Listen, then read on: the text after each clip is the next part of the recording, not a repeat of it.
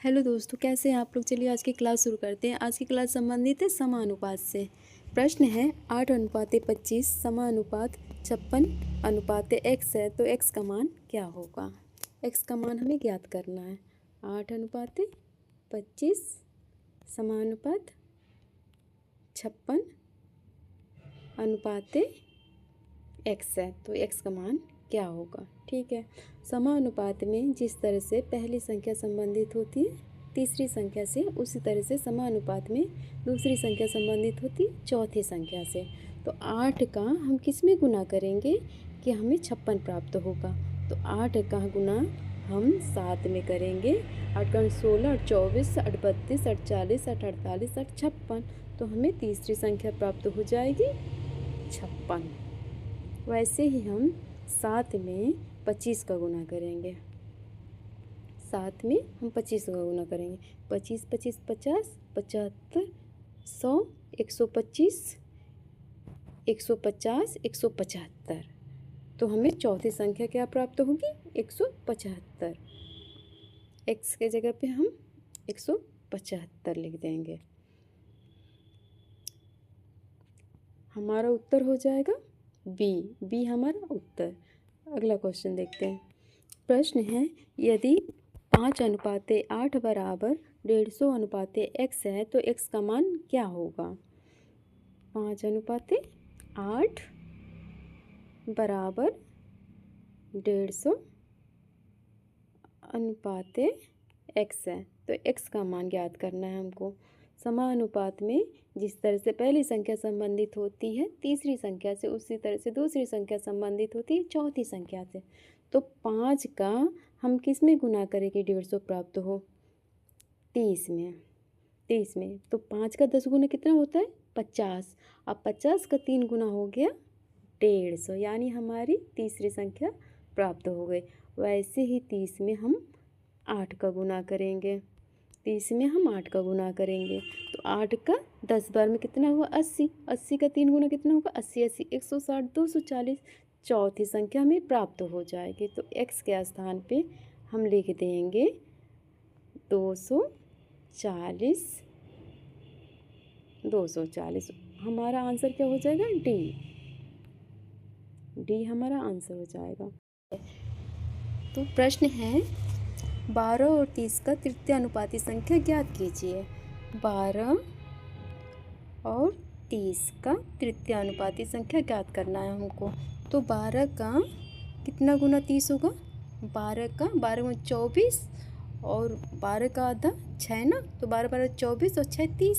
2.5 गुना दूसरी संख्या होगी। 12 का 2.5 गुना दूसरी संख्या, तो दूसरी संख्या का 2.5 गुना तीसरी संख्या होगी। तो 30 का 2.5 गुना करें। 30 30 60 और आधा 15 ना, तो 30 30 60 और 15 75। 75 हमारा आंसर हो जाएगा। आंसर कहाँ है हमारा डी हमारा आंसर। चलिए अगला क्वेश्चन देखते हैं। प्रश्न है 6:5:21 का चतुर्थ अनुपाती संख्या ज्ञात कीजिए। 6:5:21 का चतुर्थ अनुपाती संख्या ज्ञात करनी है हमको। तो 6 का कितना गुना 21 होगा।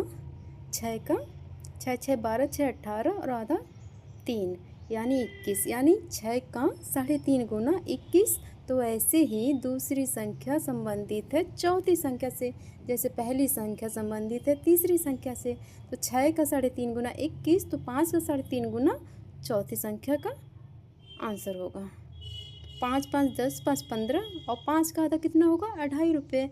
तो 5 5 10, 5 15 और 2.5 रुपये जोड़ देंगे तो 17.5 रुपये हमारा आंसर हो जाएगा।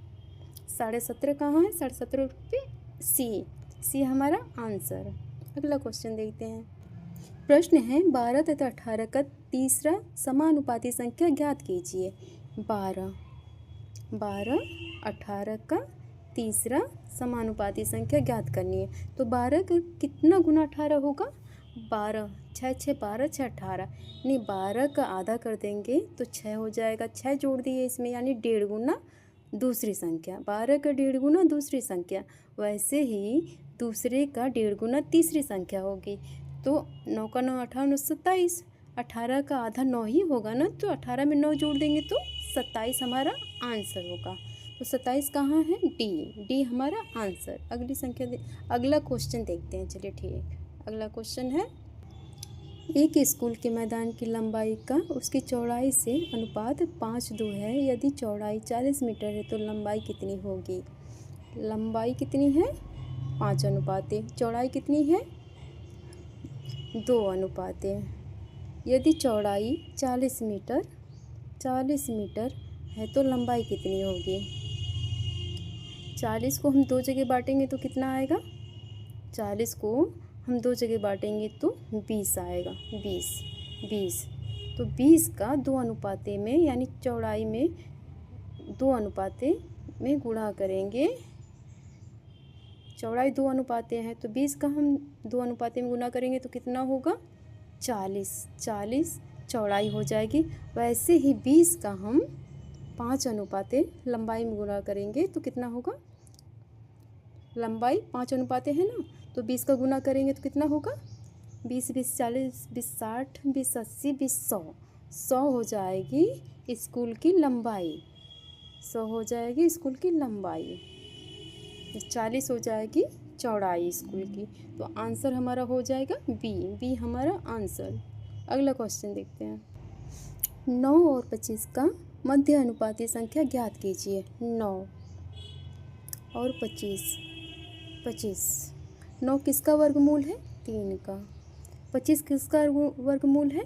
5 का। तो मध्य अनुपाती संख्या ज्ञात करने के लिए 3 में 5 का गुना कर देंगे। तो 5 का 3 गुना कितना होगा? 5 5 10 5 15। 15 हमारा मध्य अनुपाती संख्या है। तो 15 कहाँ पे है? सी हमारा आंसर हो जाएगा, यानी मध्य अनुपाती संख्या 15।